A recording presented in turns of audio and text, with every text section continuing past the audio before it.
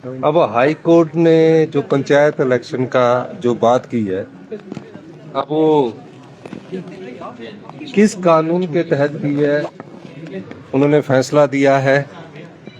जब disaster act लगा है, इसका मतलब है कि डिजास्टर एक्ट इनफ्रक्चुअस हो गया है, उसके कोई मायने ही नहीं रहे हैं। अच्छा तो ये होता कि वो कहते कि सरकार से ये पूछते, और हम तो खुद ही चाहते हैं कि अप्रैल या मई में चुनाव हो, बच्चों के पेपर खत्म हो।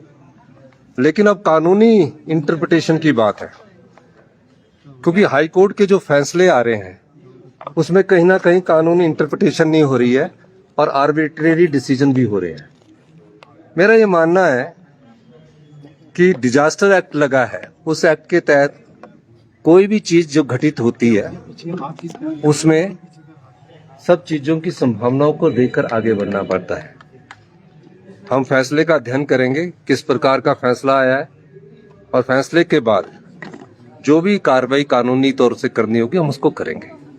क्या तो सुप्रीम कोर्ट जाएंगे सर? कैसे? नहीं, सुप्रीम कोर्ट की बात नहीं कर रहा। अब सवाल ये है कि क्या डिजास्टर एक्ट जो भारत सरकार की पार्लियामेंट ने बनाया है उसका कोई मायने है कि नहीं है।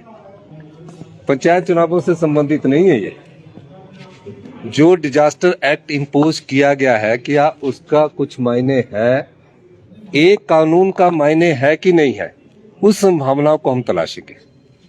क्योंकि ये सब हम चाहते हैं कि जो पंचायत चुनाव है, पंचायतें अभी कार्य कर रही है, और पंचायत चुनावों में कभी भी अगर आप जनवरी में चुनाव करते तो जो दिसंबर में चुनाव होते थे तो शिमला के एरिया में तब बर्फ पड़ जाती थी, स्कूल बंद हो जाते थे। लेकिन निचले क्षेत्र में स्कूल नहीं बंद होते थे। अब उसमें 30 अप्रैल को उन्होंने कहा है, तो उस सारी चीज का अध्ययन करेंगे।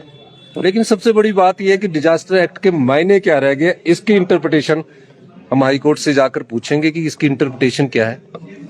तो इस बारे में हम बात करेंगे।